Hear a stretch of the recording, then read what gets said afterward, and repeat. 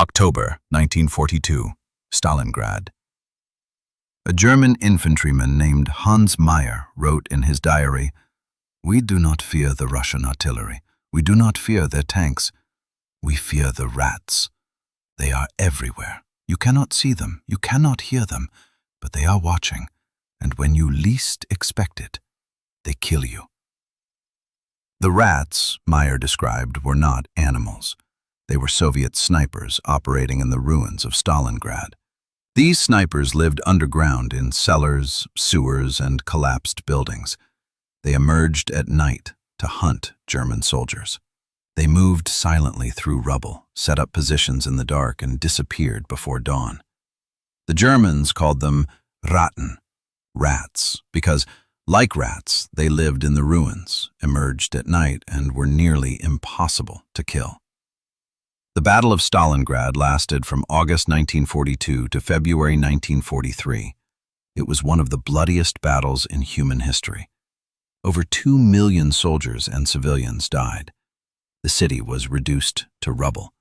Every building was destroyed or damaged. The battle became urban warfare at its most brutal, street by street, building by building, room by room. In this environment, Soviet snipers became one of the most effective and psychologically devastating weapons. They did not hold territory. They did not fight in formations. They killed individually, methodically, and invisibly. A German soldier could walk down a street and suddenly drop dead from a bullet fired from a window 300 yards away. The sniper would be gone before the body was found. The Soviet military recognized the effectiveness of snipers and systematized their use. Sniper schools were established in the ruins of Stalingrad. Thousands of soldiers were trained. The best snipers became celebrities. Their kill counts were published in newspapers. Vasily Zaitsev, the most famous, killed 225 Germans in 3 months. But Zaitsev was one among hundreds of snipers operating in Stalingrad. Collectively, they killed tens of thousands of German soldiers and destroyed German morale. This analysis examines what Soviet snipers did at night in Stalingrad's ruins, how they operated, why the Germans called them rats, and the psychological impact that drove some German soldiers insane. By October 1942, Stalingrad was unrecognizable. German bombing and artillery had reduced the city to rubble. Buildings were collapsed. Streets were filled with debris. The city was a labyrinth of broken walls, shattered basements, and twisted metal. The Volga River ran along the eastern edge. Between the river and the front lines was a narrow strip of land, sometimes less than 200 yards wide, controlled by Soviet forces. This devastated landscape was ideal for snipers. The rubble provided countless hiding positions. A sniper could conceal himself in a collapsed building, behind a pile of bricks, or in a basement with a firing position through a crack in the wall. The uneven terrain and broken sightlines made it difficult for German forces to spot snipers or predict where they might be. The Soviet 62nd Army, defending Stalingrad, was pushed back to the river. They held a few key positions: the grain elevator, the Red October factory, the Barricadi factory. But most of the city was contested or controlled by Germans. The front lines were not clearly defined. German and Soviet positions were often in the same building, separated by floors or walls. This proximity made conventional warfare difficult, but created opportunities for snipers. Soviet snipers operated in what they called no man's land, the ruined areas between German and Soviet positions. These areas were too dangerous for infantry to occupy, but perfect for snipers. A sniper could move into no man's land at night, set up a position, and remain hidden for hours or days. German patrols avoided these areas because they knew snipers were there. The weather added to the challenge. By late 1942, winter had arrived. Temperatures dropped below freezing. Snow covered the ruins. German soldiers wore heavy winter coats and moved slowly. Soviet snipers, dressed in white camouflage, blended into the snow. They waited motionless for hours in freezing temperatures, watching German positions through scopes. The lack of electricity and the destruction of infrastructure meant the city was dark at night. There were no streetlights, no illuminated buildings. The only light came from fires, explosions, or the moon. This darkness was an advantage for Soviet snipers. They moved through the ruins at night, repositioning, scouting targets, and setting up new positions. By dawn, they were in place, invisible, waiting. Soviet snipers operated primarily at night. Daylight was for shooting. Night was for movement, repositioning, and reconnaissance. The process was methodical and disciplined. Before dark, snipers studied their area of operation. They identified potential positions, buildings with clear sightlines to German positions, cellars with multiple exits, ruins that provided cover and concealment. They memorized routes, how to move from one position to another through rubble without being seen. They noted German patrol patterns, where sentries stood, where soldiers gathered. As darkness fell, snipers left their daytime positions. They moved slowly and silently. Every movement was deliberate. They crawled through rubble, avoiding loose bricks or metal that could make noise. They stopped frequently to listen. German patrols operated at night too, searching for Soviet positions. Snipers had to avoid contact. If a sniper was discovered, the position was compromised and the sniper would be hunted. Snipers traveled light. They carried their rifle, ammunition, water, and minimal food. Many used the Mosin-Nagant rifle with a PU or PE scope. The rifle was accurate to 500 yards and reliable in harsh conditions. Snipers carried 20 to 40 rounds, enough for a day's shooting, but not so much that it slowed them down. The positioning process took hours. A sniper approached a potential position cautiously. They checked for German activity, mines, or booby traps. Once inside, they arranged the position. Rubble was carefully moved to create a firing port, a small opening just large enough to see through and shoot from. The opening was irregular, blending with the surrounding debris. A sniper might spend hours arranging bricks to create a position that was invisible from outside. The sniper's body position was critical. They lay prone or sat in a position that allowed them to remain motionless for hours. Comfort was secondary to concealment. Snipers learned to tolerate discomfort, cramped muscles, cold, hunger. Moving to relieve discomfort could reveal the position. Communication was minimal. Snipers operated alone or in pairs. If in pairs, one was the shooter and one was the spotter. The spotter used binoculars to identify targets and calculate range. The shooter took the shot. The pair communicated with hand signals or whispers. Radio communication was rare because it could be intercepted.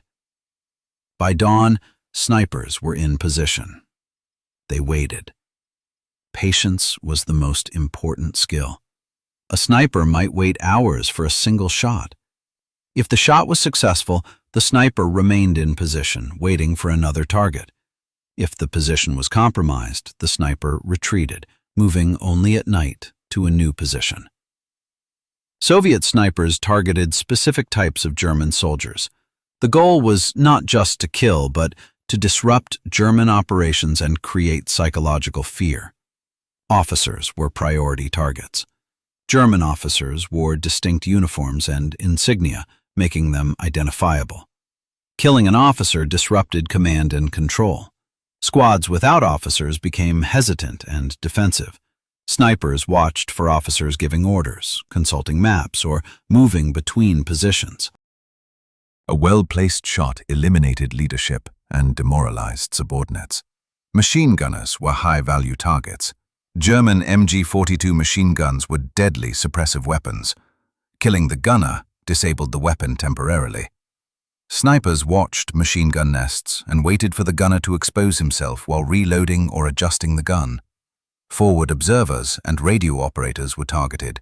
These soldiers coordinated artillery and air support. Killing them disrupted German fire support. Snipers identified radio operators by their antennas and communication equipment. Sentries and lookouts were regular targets. These soldiers stood in exposed positions, watching for Soviet activity. They were easy targets for snipers. Killing sentries created gaps in German defenses and forced the Germans to post more guards, spreading their forces thinner. Medics were controversial targets. Soviet doctrine did not explicitly forbid targeting medics, and some snipers shot them. The justification was that a wounded German soldier required 2 or 3 others to carry him, removing multiple soldiers from combat. However, targeting medics was psychologically effective because it denied Germans medical care and created fear that even the wounded were not safe. German soldiers attempting repairs or logistics tasks were targeted. Engineers repairing fortifications, soldiers carrying supplies, or crews manning artillery were vulnerable. Snipers disrupted logistics and forced Germans to conduct these activities at night or under heavy guard. The snipers' tactics were designed to maximize psychological impact. They did not shoot immediately when a target appeared. They waited. If multiple targets were present, snipers often shot the second or third soldier in a group.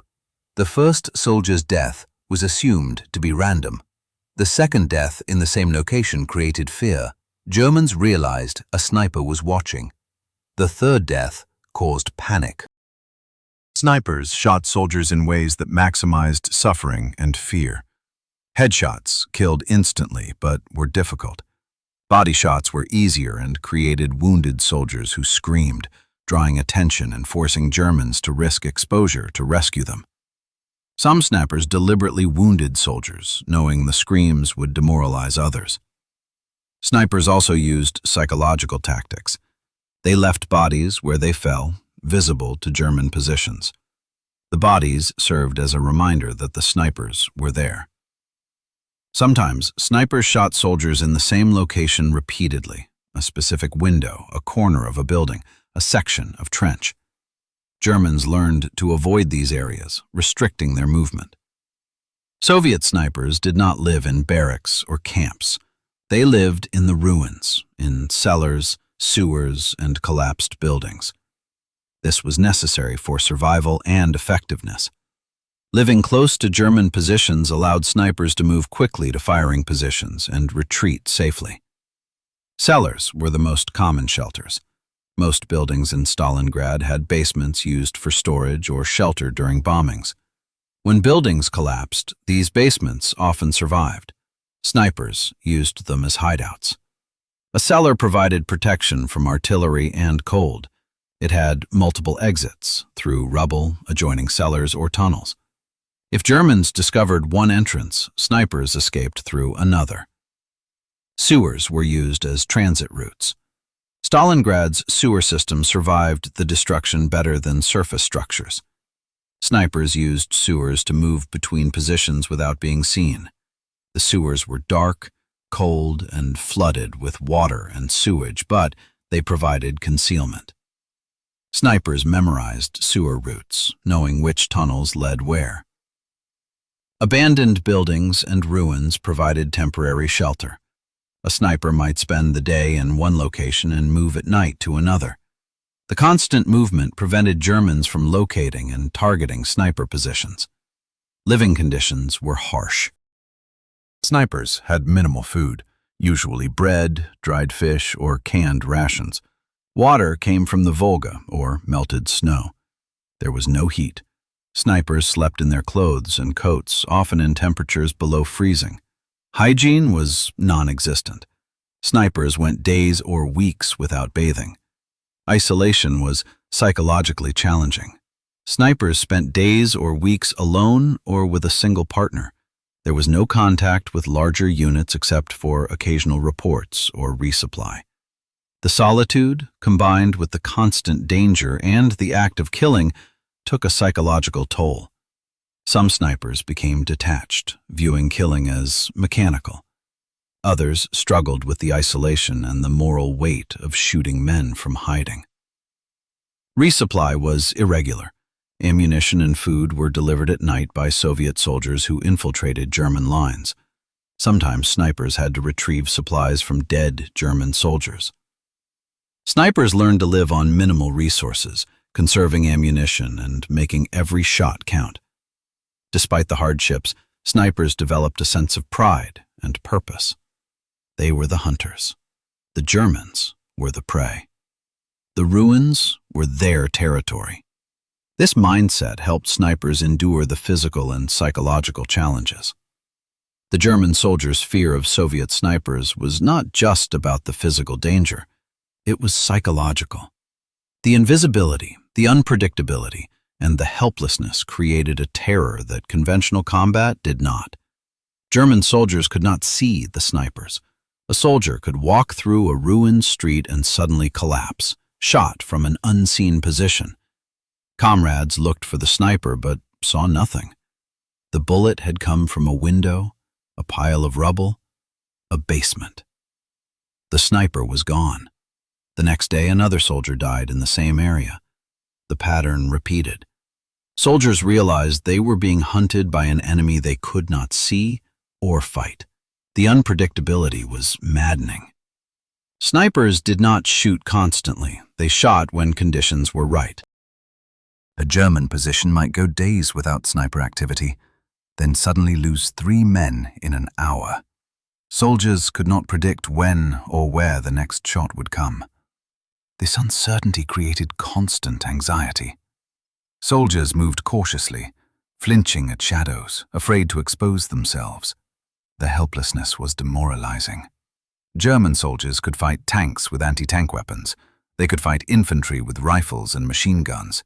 They could call artillery or air support against enemy positions.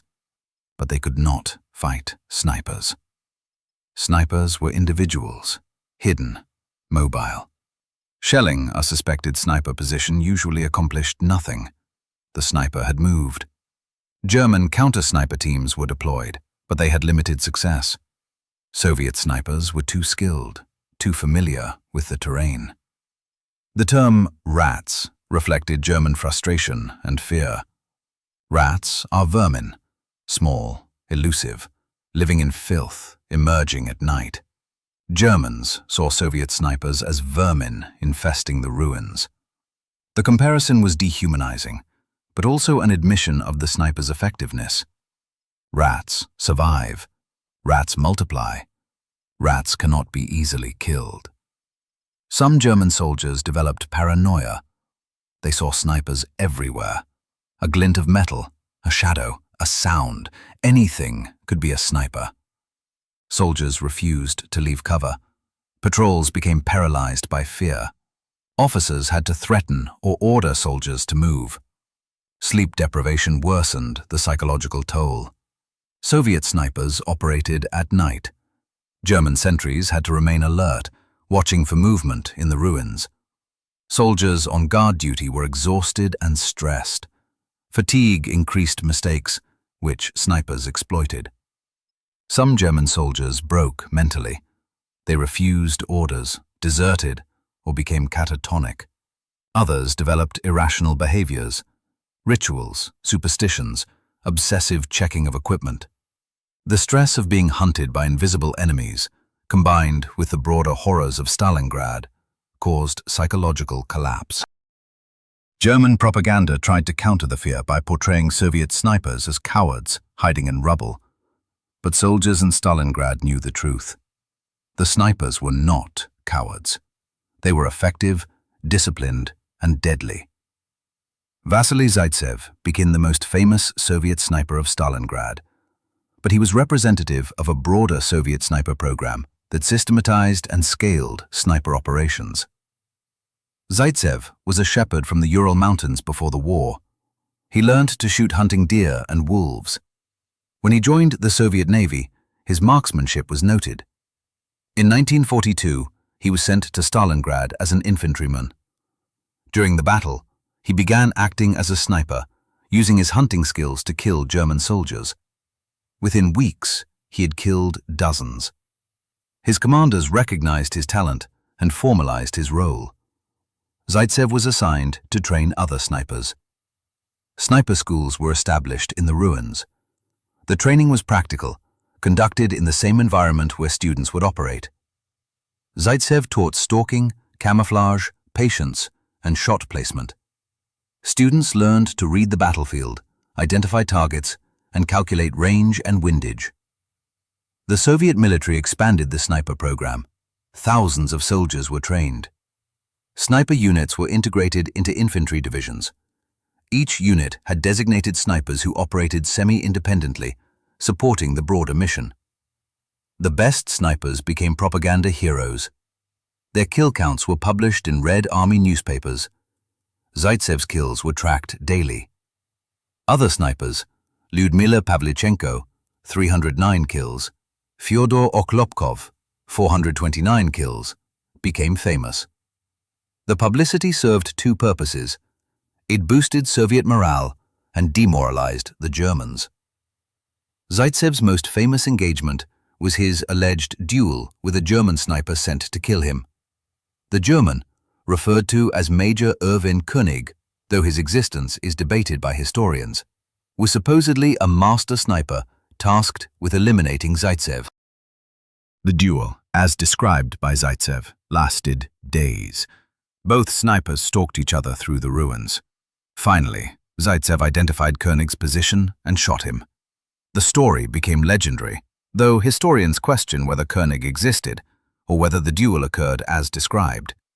Regardless, the story reflects the psychological warfare and personal battles that characterized sniper combat in Stalingrad. The sniper schools produced hundreds of snipers who collectively killed tens of thousands of German soldiers. The impact was not just numerical. The presence of skilled snipers forced Germans to change tactics, move cautiously, and operate under constant stress. The Germans attempted multiple strategies to counter Soviet snipers. None were fully successful. Counter-sniper teams were deployed. German snipers, equipped with scoped rifles, were tasked with hunting Soviet snipers. The theory was that only a sniper could effectively counter a sniper. However, German snipers faced disadvantages. Soviet snipers knew the terrain intimately. They had spent weeks or months in the ruins, learning every building and sightline. German snipers, even skilled ones, were at a disadvantage. Artillery and airstrikes were used to destroy suspected sniper positions. Germans shelled areas where sniper fire had come from. However, this was ineffective. Soviet snipers moved frequently. By the time artillery struck, the sniper was gone. Additionally, the ruins absorbed artillery. Collapsed buildings were already rubble. More shelling changed little. German infantry conducted sweeps of ruined buildings, searching for snipers. These operations were dangerous. Snipers often set booby traps or had escape routes. Sweeps sometimes found empty positions, sometimes found snipers who fled, and sometimes resulted in German casualties from ambushes. Germans attempted to restrict sniper movement by increasing patrols at night. Patrols searched ruins and monitored areas. However, this spread German forces thin. Patrols were vulnerable to Soviet infantry and snipers. Many patrols lost men without finding snipers. Psychological operations were attempted. Germans broadcasted propaganda, offering rewards for information about sniper locations or encouraging Soviet snipers to surrender. These efforts failed. Soviet snipers were motivated and disciplined. Surrender was not an option. The Germans' fundamental problem was that they were fighting on the sniper's terrain. The ruins favored the defender and the individual fighter. Soviet snipers lived in the ruins, knew them intimately, and used them expertly. Germans were occupiers in a foreign, hostile environment. No countermeasure could fully negate the advantage Soviet snipers had. As the battle dragged on, German morale declined. The combination of sniper losses, harsh winter, and Soviet resistance broke the German will. By January 1943, the Germans were encircled. By February, they surrendered. Soviet snipers had been one factor among many, but their contribution to German demoralization was significant.